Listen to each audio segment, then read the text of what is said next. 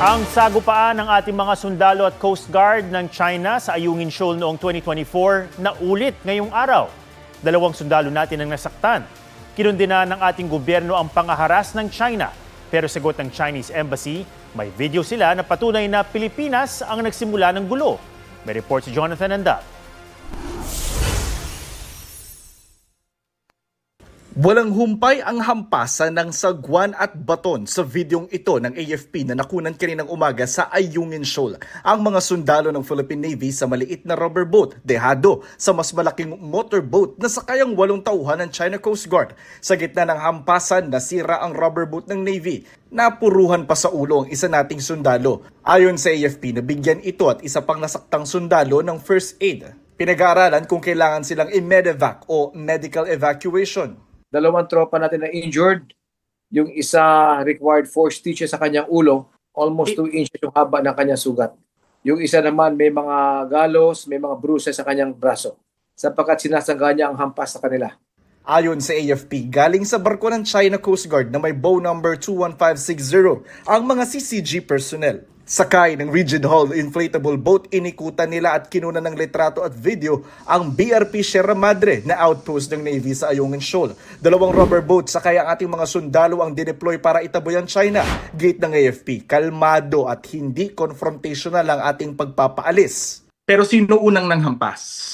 Yung China Coast Guard personnel. Makita naman natin sa video, marami silang humahampas. We're purely defensive. Na pangsangga lang para wag lang sila matamaan.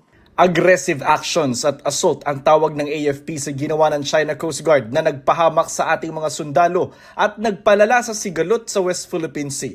Panawagan ng AFP sa China, itigil ang illegal, agresibo at mapandinlang na kilos sa West Philippine Sea at sumunod sa 2016 Arbitral Award na nagpatibay sa karapatang pandagat ng Pilipinas na rinsunod sa international law. Sabi ng ating Department of Foreign Affairs, anumang karahasan laban sa ating mga tauhan ay hindi katanggap-tanggap. Ang Chinese Embassy naglabas ng video ngayong gabi para patunayang ang mga sundalong Pinoy ang nang-udyok at unang nang-atake. Pero sa artikulo ngayong araw ng Global Times, isang state-owned newspaper ng China, sinabi ng China Coast Guard na habang nagsasagawa raw sila ng routine patrol sa Renai Jiao, ang tawag nila sa Ayungin Shoal, nag-deploy ng 2 rubber boat ang BRP Sierra Madre na tinawag nilang Illegally Grounded Vessel number 57. Sa kabila raw ng mga babala nila, matulin at walang habas daw na lumapit ang mga bangka ng Pilipinas sa kanilang patrol vessel para nila'y palibutan at banggain.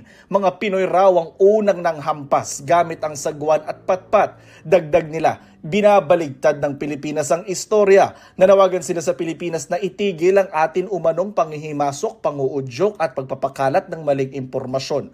Noong June 17, 2024, mas malala ang ginawang pangaharas ng China Coast Guard sa resupply mission noon. May dala pang palakol ang isang CCG personnel. Armado rin sila ng patalim na pinangsaksak sa mga bangka ng ating tropa. Nanungkit sila ng itim na bag sa bangka ng Pilipinas, laman ng mga baril at cellphone ng mga sundalo. Gumamit pa sila ng laser na pangsilaw at tear gas. Sa gitna ng panggigipit ng China, naputulan ng hinlalaki si Seaman First Class Underwater Operator Jeffrey Facundo. Pati medevac sa kanya noon pahirapan dahil sa panghaharas ng China. They don't speak of what the Chinese Communist Party has been saying, that they are for the peaceful rise of China. Their actions on the ground show otherwise. Jonathan Andal, GMA News.